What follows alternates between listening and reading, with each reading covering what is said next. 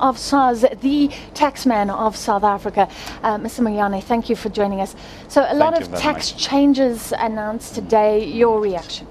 Well, I think given the tough economic conditions that the country is going through, the minister had to take the decisions that he has made and the announcements of increasing the personal income tax by 1% and looking at other avenues where we could generate revenue like the fuel levy.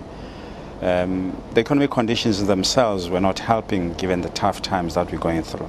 But for us as SARS, we have one responsibility, and the mandate is to collect as much revenue as possible. During these lean times, we need to be innovative, and in the innovation, we'll look into what is it that is possible for us to make as much revenue for the state in order for it to dispense its responsibilities. Well, we know that last year less revenue came in compared to expectations. So, Yes. so that's got nothing to do with collection. It's got to do with the economy. Is SARS operating like a well-oiled machine right now? Well, SARS is working like a well-oiled machine, and it has continued to do so. The economic conditions as they are, they impact on us.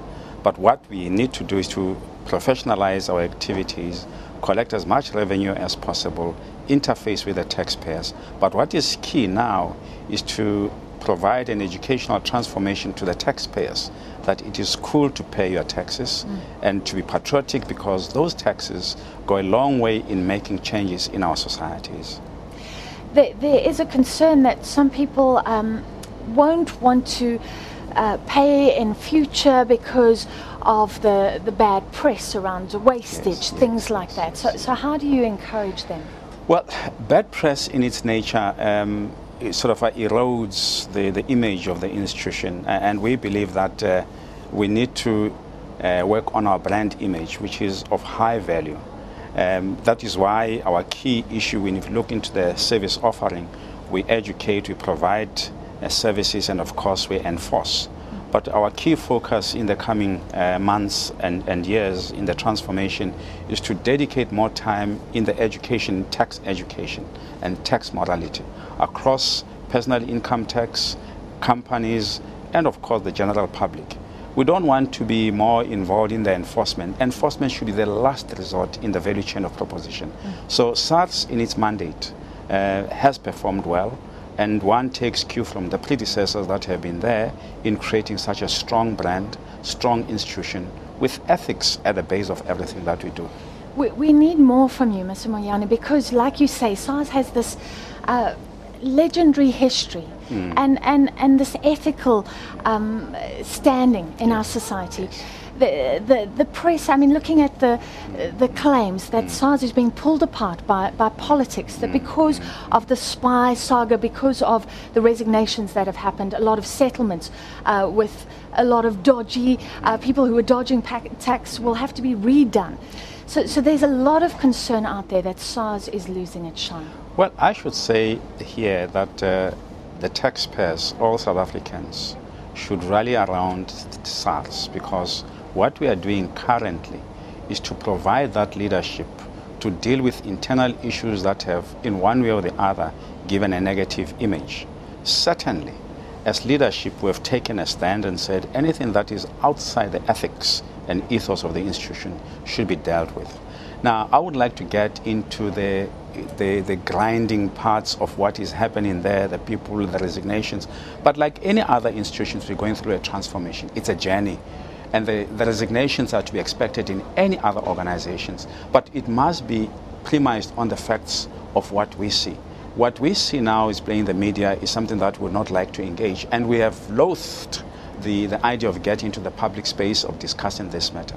But the fact of the matter is that SARS is on strong hands. The 15,000 men and women who wake up every morning with passion, with dedication to save the taxpayer and give the necessary services that are there in our offerings. Fair enough. We can't get into all the details, but those settlements with the likes of the EFF leader that we were hearing from earlier, are they in danger? Are things going to have to be rejigged and done all over again? I don't think, you see, allegations are allegations. And the minister this morning announced the establishment of a committee that will be advising the Minister and I on issues of governance. Governance is key for any sustainability of any organization. Now, the allegations will have to be probed and to be seen whether they are in reality what they are seen to be. But at this point in time, as we speak, the 15,000 plus men and women are working very hard in order to achieve the ultimate goal of providing and collecting revenue as has been set as a target by the Minister. We'll deal with those issues as the time comes and be able to respond appropriately. And that's the direction that we're taking. So that we should not be taken out of the core focus of what we're doing, concentrate on the work at hand, and then of course disciplinary issues, allegations that are there, they should be dealt in a separate context. All we need to do is to give comfort and confidence to the South Africans that nothing has gone wrong at SARS. We are doing what is expected. There's strong leadership, mature, that will deal with issues as they come in an appropriate manner. All right, let's look at the undisciplined taxpayers themselves, those dodgers. Yes. And a few years ago, SARS said they were really going to close those loopholes. How is that going? And what about companies now that we hear about transfer pricing, a lot of flouting of laws, sometimes it's even legal. What is SARS going to do? Well, we have not lost our radar. There's nothing that has been done differently. We're following on deviant taxpayers. That is why in the value chain that I mentioned, education, service and enforcement, like any other organization, like any other institution, enforcement should be the last resort. But we are taking on all those who are not paying their taxes.